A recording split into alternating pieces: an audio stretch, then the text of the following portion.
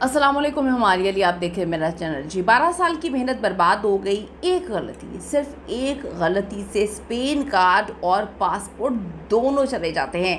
Airport पर ऐसा क्या हुआ जिससे तबाही मचा दी? स्पेन से आए नौजवान को इमिग्रेशन ने जेल भेज दिया, जिसका कभी उससे तसव्वुर भी नहीं किया था। स्पेन का कार्ड भी जब्त कर लिया गया, उसका पासपोर्ट भी छीन लिया गया, नौजवान को गिरफ्तार भी कर लिया गया। भाई को स्पेन भेजने का चक्कर उल्टा पड़ गया।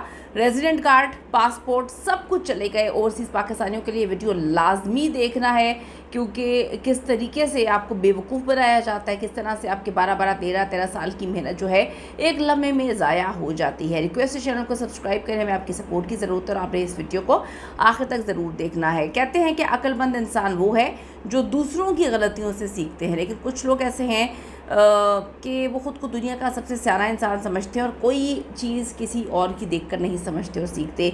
वो समझते हैं कि जी सारी अक्ल और चालाकी सिर्फ उन्हीं के पास है और बाकी दुनिया बेवकूफ़ है। हमारी सिक्योरिटी और इमिग्रेशन के हवाले से उनको बेवकूफ़ समझते हैं कुछ शायद।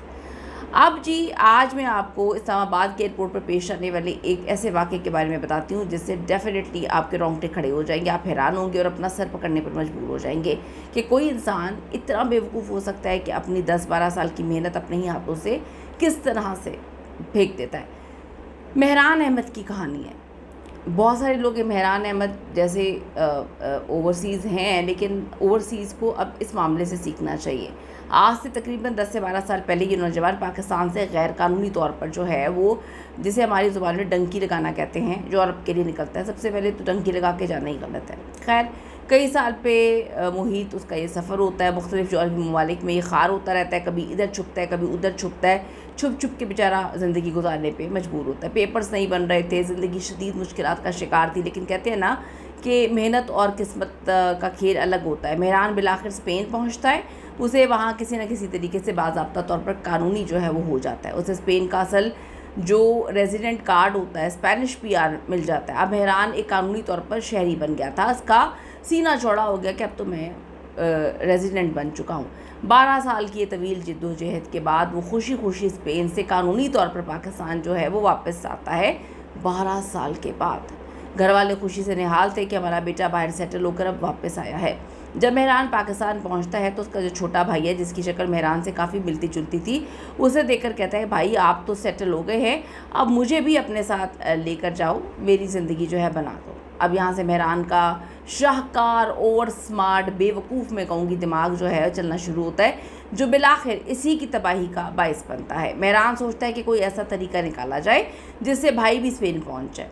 वो अपने भाई का ऑनलाइन पासपोर्ट अप्लाई करता है। नाज़रीन, ऑनलाइन जो सहूलतें आवाम की आसानी के लिए होती हैं, 2 नंबरियों के लिए नहीं होती। खुदा के लिए 2 नंबरियाँ करना छोड़ दें।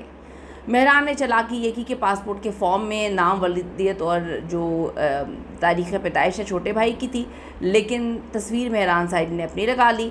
पासपोर्ट बन के आ गया। अब प्लान ये था कि मेहरान ख़ुद अपने पासपोर्ट के बजाय अपने छोटे भाई को इस नए पासपोर्ट पर सफ़र करवाएगा, जिस पर तस्वीर मेहरान की थी और साथ में अपने स्पेन का जो असल रेजिडेंट कार्ड है वो दिखाकर इमिग्रेशन क्लियर करवानी थी।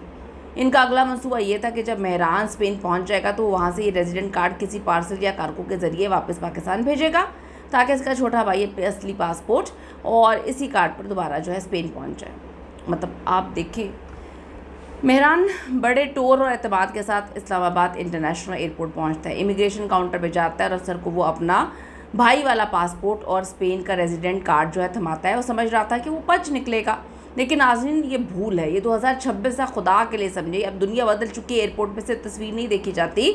जैसे ही इमिग्रेशन ऑफिसर जो है पासपोर्ट को स्कैन करता है, कंप्यूटर स्क्रीन पर सारा सच सामने आ जाता है। सिस्टम ने फौरी तौर पर जो है वो फ्लैग कर दिया कि ये पासपोर्ट तो बिल्कुल नया है और इस पर कोई ट्रैवल हिस्ट्री है ही नहीं, जबकि मेहरान का दावा था कि वो चंद हफ्ते पहले इसी पासपोर्ट पे स्पेन से पाकिस्तान आया था।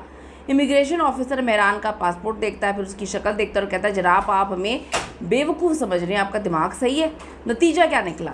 नतीजा ये निकलता है कि मेहरान को ना सिर्फ फ़्लाइट से ऑफलोड किया गया, बल्कि उस पर जो डॉक्यूमेंट फ्रॉड है, शनाख्त छुपाने के जुर्म में मुकदमा दर्ज करके उसे मौके पर ही गिरफ़्तार किया जाता है। मेहरान की इस अहमकाना गलती, 12 साल की खून पसीने की कमाई, इसका पासपोर्ट, उसका स्पेन का रेजिडेंट कार्ड और मुस्तकबिल सब कुछ एक झटके में खाक में मिल जाता है और वो जेल की हवा खाता है।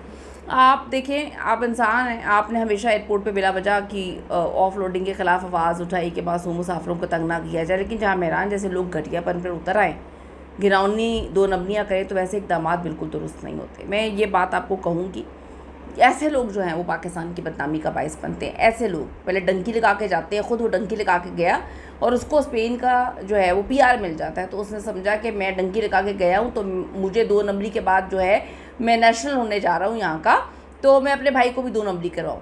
यार कुछ खुदा का खौफ करें, कुछ शर्म हया करें। आपके अंदर शर्म हया नहीं होती, आप लोग बेगैरती की तरफ जाते हैं। आपकी वजह से बाकी लोग जो लॉयल हैं अपने मुल्क के साथ, जो बड़ी मेहनत से जाते हैं, कहीं का पीआर लेते हैं, आपकी वजह से, आप जैसे बेशर्मों की वजह से, 2 नंबरों की वजह से जो है वो बेचारे लोग भी गंदे होते हैं। इनकी इन हरकतों की सज़ा इन मुखलिस स्टूडेंट्स, सयाहों और मेहनत कशों को भुगतनी पड़ती है, बेचारे जो सिर्फ जो वीज़े इस शक की बुनियाद पर रिजेक्ट भी कर दिए जाते हैं। अब मेरी आपसे गुजारिश है कि बाहर जाना है तो कानूनी तौर से जाएं भाई, शॉर्टकट ना लगाएं। और इस पर आपकी क्या ओपिनियन है? आप क्या किसी ऐसे इंसान को जानते हैं जिसने ख़ुद भी 2 नंबरी की और आगे लोगों को 2 नंबरी की ही तलकीन की? कमेंट ज़रूर करेगा। जाने से पहले रिक्वेस्ट है, अगर आपको लगता है कि आपको मेरा चैनल सब्सक्राइब करना चाहिए, बल्कि ज़रूर करना चाहिए, तो ज़रूर करें। See you in the next video लाने के बाद।